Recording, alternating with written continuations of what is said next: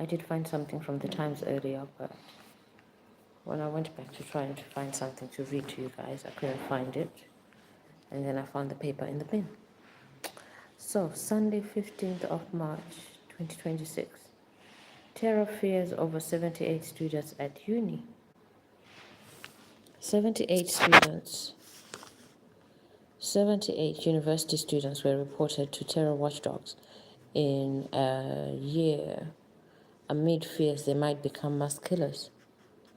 Most of those referred to the Prevent scheme, 56, were suspected of obsessions with violence and atrocities.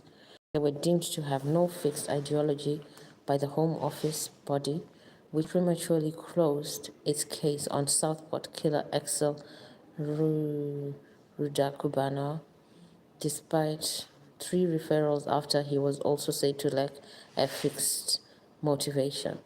Another 14 Prevent referrals were linked to right-wing extremism. It follows a string of far-right killings, including the 2016 stabbing of murder of MP Joe Cox by extremist Thomas Muir. The Home Office figures for April 2024 to April 2025 also reveal 6 cases linked to Islamist extremism. The reason the Prevent scheme was established.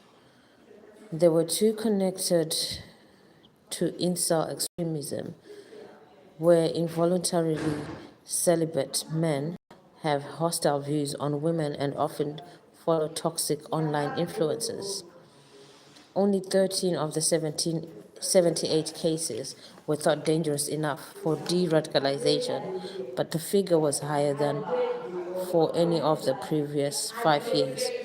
A government spokesman said the UK has one of the most robust counter-terrorism frameworks in the world, and Prevent plays a vital role in stopping people from becoming terrorists. Universities UK said the proportion of Prevent cases from higher education establishments was tiny.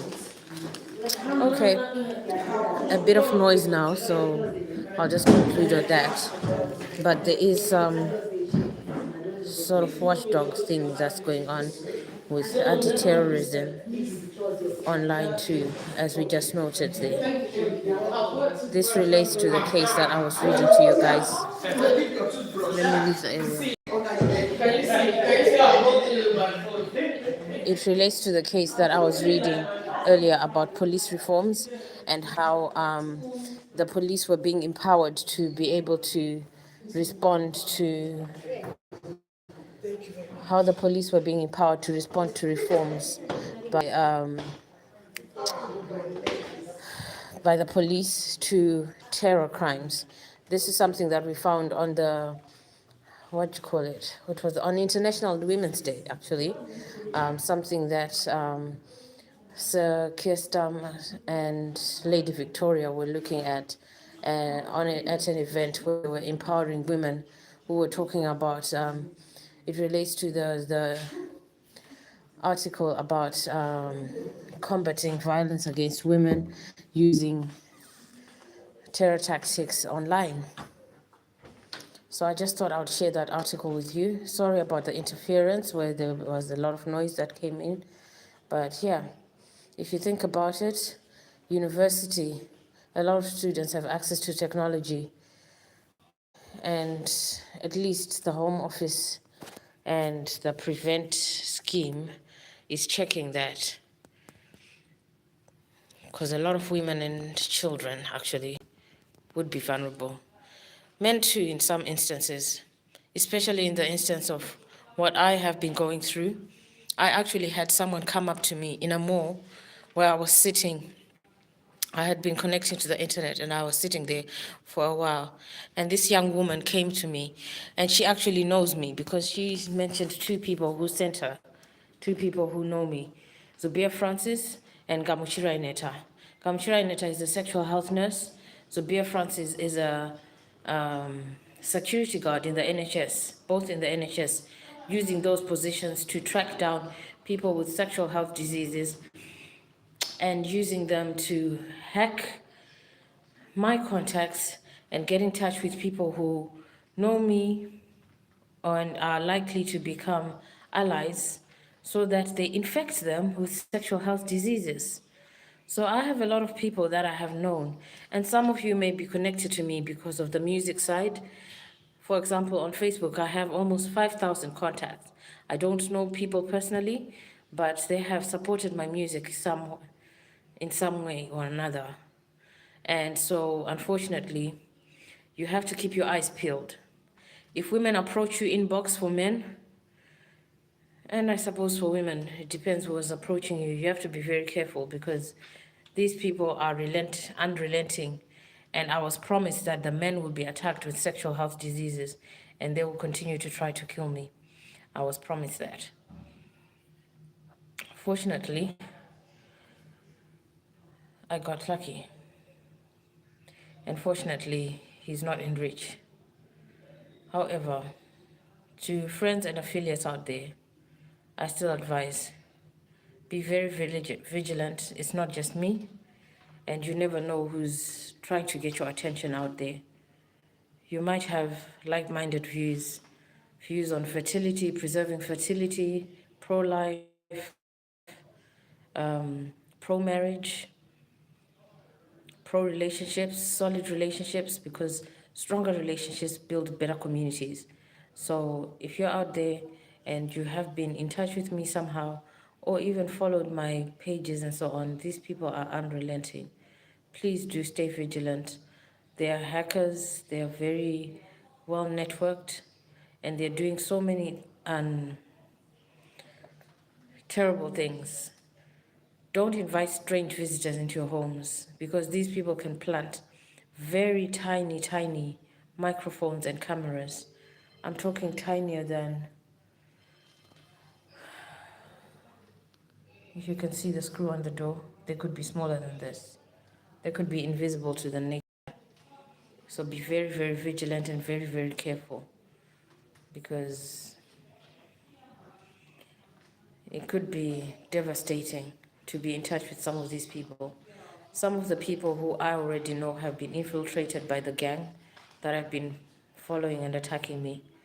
And so I actually know people who have been in their life since. And I actually now know that it's not really far-fetched at all. The gang started by being introduced by someone who actually knew me, who had seen me on stage, and probably a little bit jealous and decided that she would have my life. And she even went on to studying accounting and finance in America. Apparently didn't finish, but well, she did introduce herself to my ex-boyfriend, who I was with 4 years.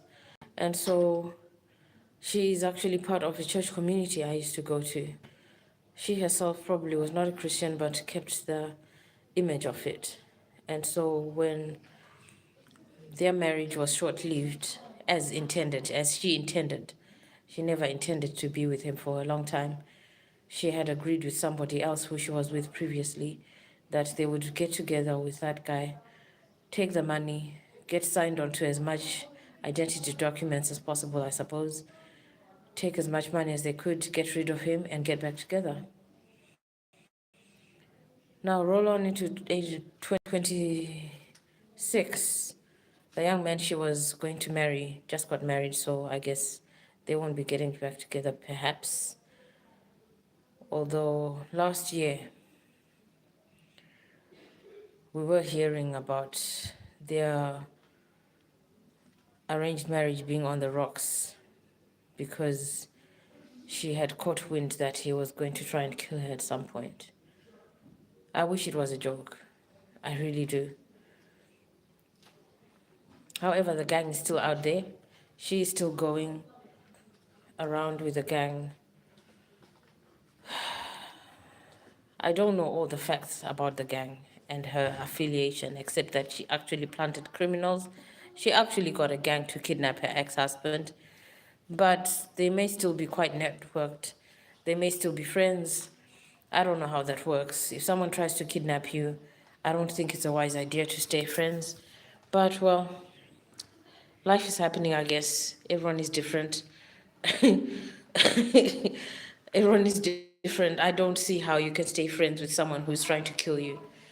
So there you have it. It's very difficult for us to become friends again, although we are in touch. We have each other's numbers, but we don't speak anymore because it's somewhat is very confusing to me how he's still friends with his ex-wife who tried to kill him, and is still affiliated with the very people who have said, promised that they will be trying to give everyone, including him, sexual health diseases, and will be trying to kill me.